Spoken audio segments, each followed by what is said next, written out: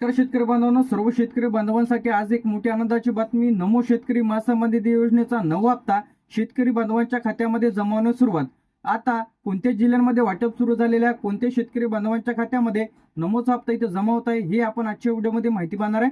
तुम्हाला जर नमोचा हप्ता जमा झालेला नसेल तर हा व्हिडिओ तुम्ही शेवटपर्यंत बघा. सर्वप्रथम आता नमो शेतकरी महासन्मान निधी योजनेचा जो काही हप्ता आहे ते थेट डीबीटीच्या माध्यमातून आधार लिंक खात्यामध्ये शेतकरी बांधवांच्या खात्यामध्ये इथं जमा होण्यास सुरुवात झालेली आहे. सर्व शेतकरी बांधवांसाठी गुड न्यूज. मोबाईलची जी काही स्क्रीन आहे इथं आता आपण सुरू केलेली आहे. सर्वप्रथम सर्व शेतकरी बांधवांसाठी मोठी आनंदाची बातमी. आता नमो शेतकरी महासन्मान निधी योजनेचा नववा हप्ता थेट शेतकरी बांधवांच्या खात्यामध्ये 2,000 रुपये इथं जमा होण्यास सुरुवात. आता हे जे पैसे आहेत ते टप्प्याटप्प्याने इथं जमा होत आहे. कोणत्या शेतकरी बांधवांना मिळत आहे? जे की पीएम किसानचे लाभार्थी आहेत. याचप्रमाणे ज्यांनी ई-केवायसी केलेली आहे, म्हणजे पीएम किसानची ई-केवायसी वेगळी आहे आणि बँकेची ई-केवायसी वेगळी आहे.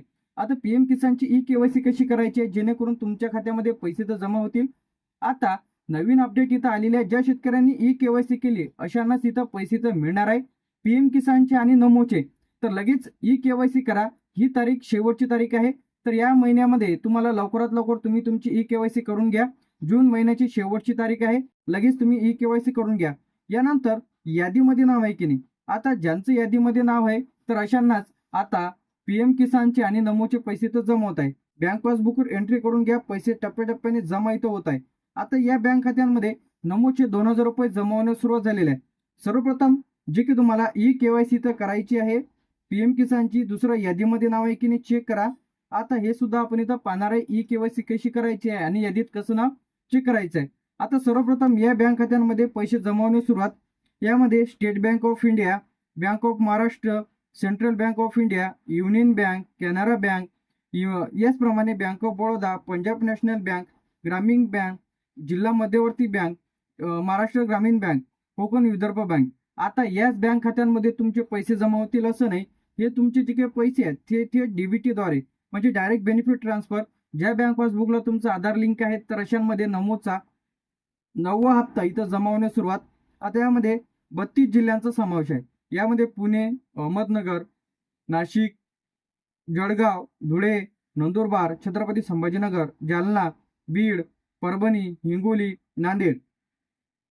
नांदेड झाल्यानंतर आपल्या इथे लातूर, धाराशिव, सोलापूर, सातारा, सांगली, कोल्हापूर, रत्नागिरी, सिंधुदुर्ग, रायगड, ठाणे, पालघर, मुंबई शहर, याचप्रमाणे बुलढाणा, अकोला, वाशिम झाल्याच्या नंतर यवतमाळ, वर्धा, नागपूर, भंडारा, गोंदिया, गडचिरोली अशा जिल्ह्यांचा यामध्ये समावेश आहे. तर आता 32 जिल्ह्यांमध्ये आता नमो शेतकरी योजनेचे 2,000 रुपये आले नसतील तर तुम्हाला काय करायचं हे आपण इथं पाहणार आहे. सर्वप्रथम पीएम किसानच्या लाभार्थ्याच्या यादीमध्ये नाव आहे की नाही चेक करायचं आहे. दुसरं म्हणजे ई-केवायसी पीएम किसानची केली का हे चेक करा. बँक खात्याला आधार लिंक आहे का तपासा. एनपीसीआय मॅपिंग ऍक्टिव्ह आहे का हे तपासायचं आहे. आता बँक खाते ऍक्टिव्ह आहे का हे कसं तपासायचं आहे. यानंतर आधार लिंक आहे का तपासा. डीबीटी बँक खात्याला लिंक आहे का चेक करा. आता सर्वसामान्य या कारणांमुळे पैसे तर थांबते. ई-केवायसी नसते, आधार लिंक नाही, लाभार्थ्यांच्या यादीमध्ये नाव नाही, खाते बंद आहे, इनऍक्टिव्ह आहे, चुकीचा क्रमांक टाकलेला आहे आधार क्रमांक. आता ई-केवायसी केली तरच तुम्हाला नमोचा नवा हप्ता मिळणार आहे. यासाठी सर्व शेतकरी बांधवांनी काय करायचं आहे, आता यामध्ये दिलेलं आहे ई-केवायसी केली तरच पैसे मिळणार का, तर हो, जर तुम्ही ई-केवायसी केली तरच तुम्हाला इथं पैसे इथे मिळणार आहे. यासाठी पीएम किसानची ई-केवायसी कसं करायचं आहे हे आपण इथं पाहणार आहे. सर्वप्रथम यामध्ये तुम्हाला आता पीएम किसान या पोर्टलवरती तुम्हाला यायचं आहे. पोर्टलवरती आल्याच्या नंतर इथं तुम्हाला ई-केवायसी म्हणून पहिलेच ऑप्शन येईल, यावरती क्लिक करा. तुमचा आधार नंबर टाका. आधारला जो काही मोबाईल नंबर लिंक असेल त्यावरती ओटीपी सेंड करा. ओटीपी सेंड केल्याच्या नंतर एक ओटीपी येईल. ओटीपी टाकल्याच्या नंतर ई-केवायसी कंप्लीट होऊन जाईल. आता ई-केवायसी पोर्टलहून सध्या बंद आहे. आता तुम्हाला ॲप्लिकेशनच्या माध्यमातून करायची आहे. तर प्ले स्टोअरवरती जाऊन पीएम किसान असं टाका. तिथं पहिली जे आपलं ॲप्स येईल ते ॲप्स ओपन करायचे आहे. त्यामध्ये तुम्हाला तुमचा आधार नंबर टाका, ओटीपी टाकून फेस व्हेरिफिकेशन करायचं आहे. तर तुमची ई-केवायसी इथून होऊन जाईल.